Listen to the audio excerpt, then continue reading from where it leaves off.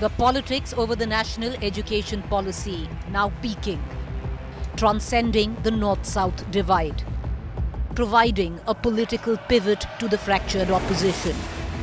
With Sonia Gandhi now stepping in with a 3Cs pronged attack, claiming that 3Cs are haunting Indian education: centralization, commercialization, communalization. In an opinion piece in a leading daily, Sonia Gandhi alleged that the NEP 2020 serves as a tool for the government to push its core agenda. किसी के ऊपर कोई भाषा को जबरदस्ती टोका नहीं जा सकता. While Sonia was silent on the three-language policy, the DMK supported Congress. We called that as a regressive policy which will take us 100 years back. The Congress now also on the anti-national education policy bandwagon, giving tacit support to the DMK. The DMK returned the favour by joining the Congress in an anti-Waqf bill support by passing a resolution against it.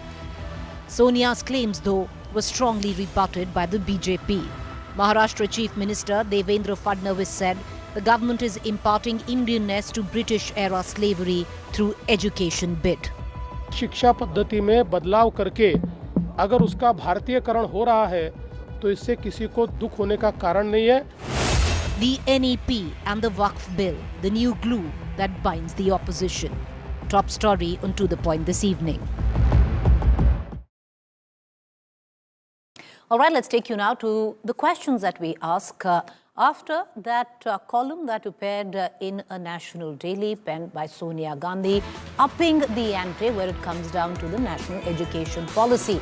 The NEP 2020 pushing a particular agenda. Is it real fear or is it plain fear-mongering? The second question we ask is a charge that the opposition has repeatedly made. Is the centre covertly pushing a right-wing propaganda through the latest education policy of 2020? Or what the BJP has said, opposition only creating hysteria for political gain. What we are actually doing is moving away from a British-era mindset and education to adopting a more Indian tenet where it comes down to India's education policy.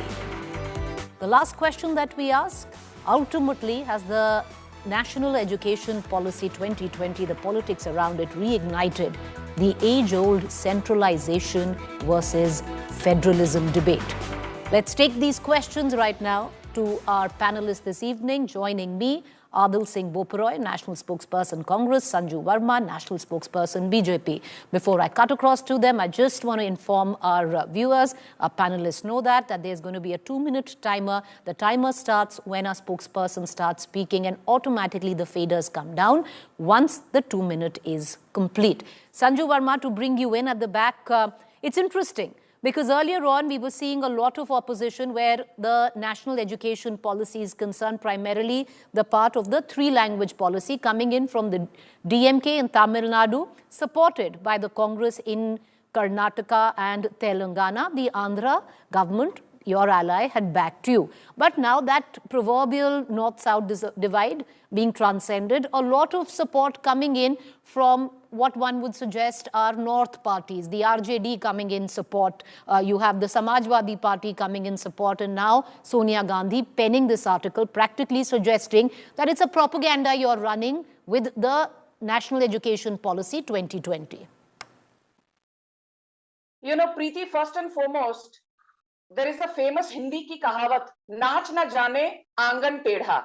Without wanting to sound offensive, let's get very clear. Sonia Gandhi is a 10th school dropout. Indira Gandhi was a college dropout. Rajiv Gandhi was a college dropout. Sanjay Gandhi was a school dropout. So the Nehru-Gandhi dynasty, at least as far as education goes, that has not been one of their strong virtues. Point number one. Point number two, I've said this and I will never get tired of saying that the NEP 2020, what are the key pillars on which this policy is based? The pillars are access, affordability, equity, inclusion, quality education, ensuring transparency in the teacher recruitment process, and most importantly, fostering a sense of national identity, B, a sense of collective pride, and 3, without wanting to compromise national identity, the NEP also encourages the use of native languages mandatorily till class 5 and preferably till class 8. And yes, before the naysayers jump in, nowhere does NEP 2020 say that Hindi is mandatory. So the likes of DMK's NK Stalin, or for that matter, Congress's Revant Reddy, or for that matter, Siddharamaiah, if they have been running a false propaganda that NEP 2020 is about Hindi imposition, all I can say is that थोड़ा तो सोच समझकर बात करिए. In your desperate attempt to garner votes, you have started recklessly parroting a north-south divide which does not even exist. So my limited point is this, that the South today has 129 odd seats in the parliament. Assuming that delimitation comes in, the percentage may fall marginally, but the overall seats of southern states will go up from 129 to 144. All right, ma'am, your time is up. I'll circle back to you, Sanju Verma. Lots of truth in what you're saying, but there is also a lacuna where you say Hindi is not mandatory. Of course, Hindi is not mandatory. But the change that has taken place in 2020 is, viewers, that English before 2020 was considered a national language. And in 2020, English has been plucked out and made a foreign language. So when you choose in a 3-language policy, you will have little option in a lot of places, because the NEP also proposes that states that don't speak Hindi adopts Hindi as the other second language, and states that speak Hindi adopt another regional language as a second language. By the virtue of that fact is what most political parties are saying, that you've practically made it mandatory, even though in letter it doesn't seem to suggest so. I want to bring in Adil Singh Boparoy into this conversation. Adil Singh Boparoy, if there is so much problem that the Congress has with the National Education Policy 2020. And I'll hark back to the one under Rajiv Gandhi's regime as well, because there are very few things that are quite different. One of them was a 3-language policy. Of course, then in the early 90s, Tamil Nadu, through a virtue of a resolution brought in the House, went back to a 2-language policy. But language wars have been coming in through your governance as well, number one. Number two, the second question I want to ask you, Adil Singh Boparoy, if the Congress is so much opposed to the NEP, then put your money where your mouth is. The DMK has refused to adopt the NEP. Why have you done so? Even in places of contention like Telangana and Karnataka, you've adopted the policy. Well, Preeti, I heard a long, winding diatribe. You get 2 minutes.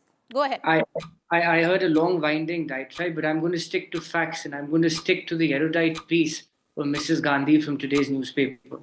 Number one, and this is a matter of record, education falls under list 3 of the 7th schedule, which for the benefit of your viewers means falls under the concurrent list, where the center and the states can both legislate on this item. Now, as a consequence to this, we have the National Central Advisory Board of Education, which comprises of the Union Education Minister and the State Education Ministers. Now, surprisingly, since 2019, this body has not met. The central government has not convened a single meeting of the Central Advisory Board of Education on an item which falls under the concurrent list. So therefore, my submission is, for the benefit of your viewers, what you are seeing is a whittling down, a dilution of education as an item under the concurrent list and center's imposition, which is a breach of our federal mandate, number one. Number two, which is about communalization of our curriculum. Now, it is a matter of record that the NCERT books have dropped the chapter which relates to the assassination of the father of our country, Mahatma Gandhi. Now, I fail to understand. It baffles me that why would any government drop a subject or drop a chapter which relates to the assassination? Is it because Sardar Patel said that the RSS created an environment which led to the assassination of the father of our nation? Is that the reason? Or is it the reason that the BJP wants to rewrite history? So therefore, these are very pertinent issues. Number three, I'll give you another illustration, which Mrs. Gandhi deals with, is that the center's high-handed techniques of withholding central grants in order to push its agenda. Adil, just hold on to that thought. I'll circle back to you. Your time is up. The fader goes down. It's a, you hadn't joined by then, but equal time to the both of you with the timer there. Sanju Verma, I want to bring you in and let's, what Adil Singh Boparoy claimed, and let's put that out, because one of the 3 C's that Ms. Gandhi has attacked the national education policy is on the basis where she's saying that there is a huge approach of centralization versus federalism, which is the spirit of India. And in that, we'll put out the graphic there as well for our viewers. The policy in 2020 introduces a National Higher Education Regulatory Council, the NHERC, and central control over education, which has dramatically reduced the role of state governments, number one. Now, also it undermines the federal structure and the autonomy of a state because of this, the council in each state. Now, there are also concerns that the National Testing Agency, the NTA, which, you sat on many debates from the NTA, is conducting all major exams like CUT and other exams and might completely sideline state boards. So these are all credible, questions that are arising at the back of the NEP. Preeti, that was such a long-winded question, but I'm not going to say that you were running a diatribe or a narrative or a false propaganda. It's your duty as a journalist to ask tough questions, which you are. Let me first make one thing very clear. Miss Gandhi, Sonia Gandhi's entire narrative in the editorial that she penned today was about Prime Minister Narendra Modi following the politics of confrontation. So let me just remind your viewers, because they are the biggest stakeholders in debates such as these. Who amended the constitution more than 106 times? It was the Congress. Who imposed Article 356, dismissing state governments, duly elected state governments with rabid and brazen impunity more than 109 times? The Congress. Who dismissed 45 duly elected state governments? Indira Gandhi alone did that. Who issued more than 599 ordinances in the first 54 years that they ruled post-independent India? The Congress party, which means that they were bringing in almost 11 ordinances every single year. And then this lot has the audacity to sit and lecture on the politics of consensus versus confrontation. I just have this to say. Today, everybody eulogizes about Baba Saheb Ambedkar. But guess what? And I'm not going to shy away. You can say Sanju Verma or the BJP is obsessed with Nehru. But the fact of the matter is that after Baba Saheb's demise in 1956, Pradhan Mantri Tabke, Jawaharlal Nehru, actually wrote a letter to Dr. Rajendra Prasad and various other state chief ministers saying that Baba Saheb Ambedkar was a controversial anti-national figure and hence a state funeral should not be accorded to him. Don't forget, 34 years after his death, he was given a Bharat Ratna when VP Singh was the Prime Minister and it was the BJP which was supporting his government from outside. तो आज यहाँ बैठकर बाबा साहेब अम्बेडकर के नाम की दुहाई देना Sanju Verma, your time is up. Allow me to cut across to Adil Singh Boparoy, on a counter. Adil, because what's happening is it's because any question can be posed. It seems the answer never quite corroborates the question, and I will ask the same question that I asked you again.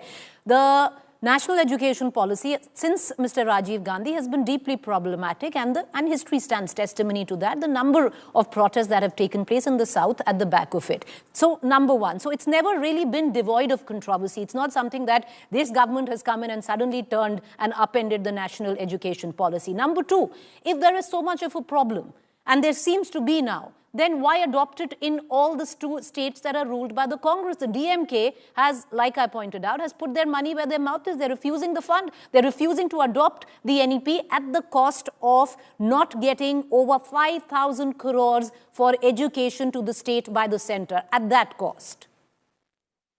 Preeti, just to remind the BJP spokesperson, the topic of today's debate is the education policy. The answer to every question cannot be Pandit Nehru. Please, don't take this country for fools. We are an enlightened community. So therefore, let's deal with facts. Now, firstly, number one, let's discuss finer details. Today, and this is as per government data, 89,000 public schools have been closed. They've shut down 89,000 public schools. And as a corollary, as an alternative, you have 42,000 new private schools. So what are you seeing? You are seeing children who are from not very affluent sections of society being pushed into private schools and their exploitative techniques and tactics. What does the BJP have to say about that? Number two, what was the need to drop the preamble, or what was the need to even moot a proposal to drop the preamble from the books? It is inexplicable. Number three, which is very material, when it comes to appointment of vice chancellors in state universities, it has been a long-standing tradition, even during Mr. Vajpayee's time, that the state government has the prerogative. Today, what you notice is that the central government is using the back door of the governors to even encroach upon the state's authority to appoint VCs in their universities.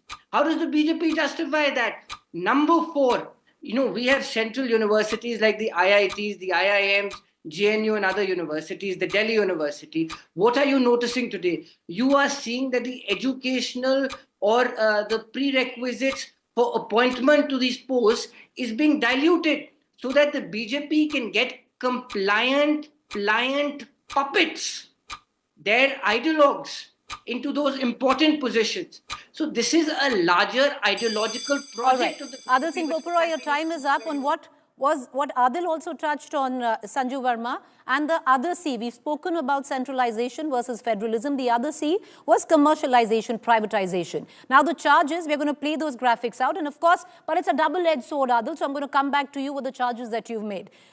The opposition says, Sanju Verma, that the new education policy encourages private and foreign universities to set up on campuses, arguing that this could lead to massive commercialization, making education less affordable and increasing the already, steeped inequality in our education system. Preeti, first and foremost, let's get one thing very clear. The BJP always sticks to the topic. It is the Congress which has this ability to deflect and digress from the issue at hand. As JP Nadda repeatedly says, latkana, atkana, bhatkana. Yahi rajniti karti hai Congress. And the Congress spokesperson says, point number 1, point number 2, point number 3, point number 4. The people can see that Rahul Gandhi is a charlatan. Priyanka Vadra is a charlatan. Sonia Gandhi is a charlatan. So don't sit here and give bhashan because electoral politics. Wahan par aapko janta ne aina dikha diya hai. Haryana, you lost. Maharashtra, you were wiped out. Delhi, you've scored a duck for the longest time. Please do introspection. Don't give out certificates to BJP. I will say this to you, Preeti.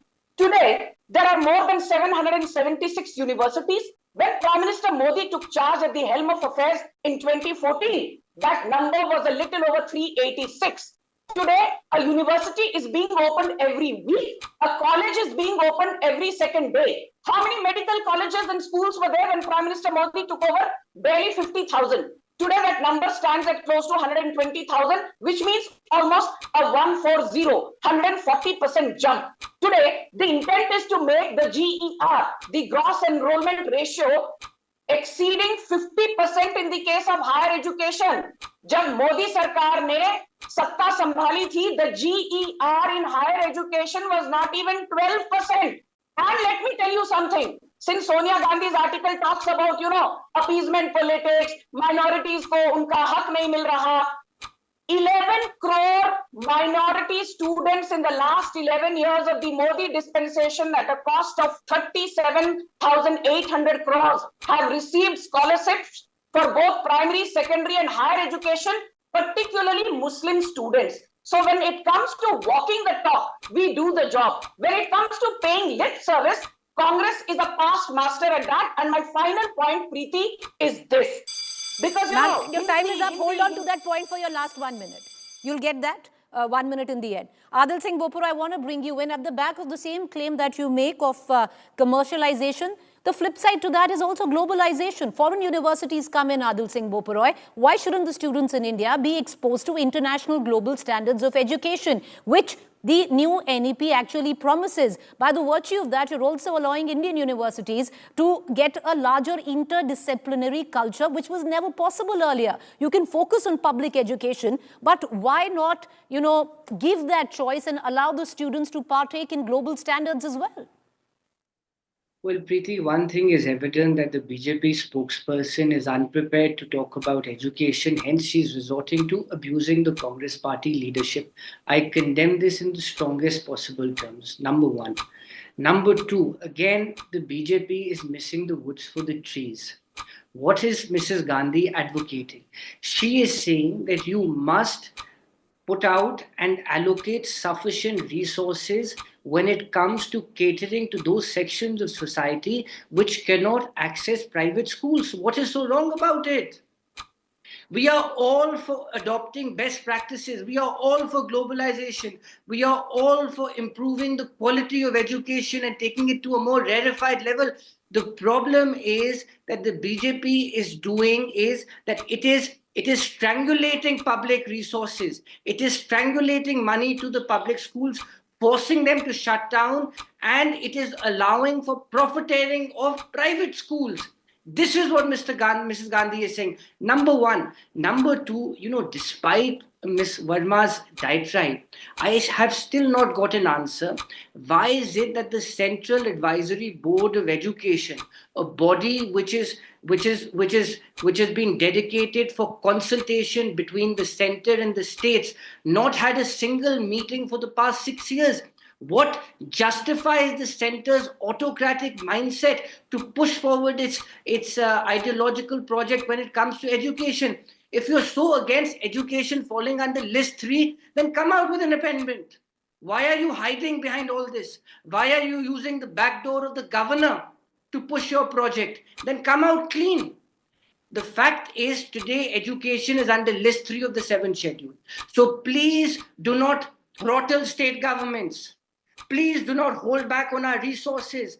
Do not withhold our resources. Stop bullying us. This cannot continue any Time longer. up. Adil Singh Bopara and Sanju Verma, I'll give you the last minute each. We've spoken about the 2 C's. Commercialization, number 1, centralization, number 2 was the charge, and the third is communalization. And that is a touchy topic, Sanju Verma, because there is a sense that the opposition has made their case that there is an attempt to communalize, saffronize, and the RSSization of Indian education through this policy. Preeti, now I don't want to be interjected. Let me say one thing very clearly. Sanju Verma, there is saffronization, there is RSSization. पूरा जो education system है, उसको भगवे रंग में रंग दिया गया है. I think this is a lot of balderdash. And I'll tell you why. Because the public doesn't feel so. And that is precisely the reason the Congress and its allies could not even get 28 seats to be technically holding position of leader of the opposition in Maharashtra. वो तो BJP ने खैरात में आपको LFP की position दी है, इसलिए खैरात में जो मिला है उसकी कदर करिए. The second and most important point, Preeti, why have you not asked this question to the Congress? Because you keep asking the BJP. Sanju Verma, opposition says this, opposition says that. Next time ask the opposition. Sanju Verma and the BJP say, who gave 27% OBC quota to UG and PG students in medical colleges and dental colleges? Prime Minister Narendra Modi. Who gave 10% quota to EWS for UG, PG, medical courses and dental colleges? Also, Sanju Verma, I've been asking the same question. Ma'am, you have to hear the questions that I asked the opposition as well. And that's the question. I will flip it around, Adil Singh Bopara, because the question is very clear. You call it saffronization. Then the BJP makes it very clear. This is Indianization. You've been living under the British culture and then, pandering to that. And the people have answered through electoral polling. Preeti, I want to wear my hat as an ordinary citizen of this country. And this is to all your viewers. What justifies removing the chapter on the assassination of Mahatma Gandhi from the NCERT books? This is for your viewers. Why is the BJP determined to remove any reference to the assassination of the father of our nation? And I would urge the BJP spokesperson to respond that what is their mischievous agenda behind this, number 1. Number 2, what you saw today on your program was a brazen display of arrogance. There is no other word to describe but arrogance. We are discussing such a sensitive topic, a topic which will decide where our trajectory will go, such as education. You need consultation. You need best practices. You need an exchange of honest ideas. And what you get from the BJP? Okay. Abuses. All right, sir, Slander, your time is up. I'm afraid calumny. that's all the time that we have for right now. We're going to close this debate, but it's something that's going to come up for debate in days to come.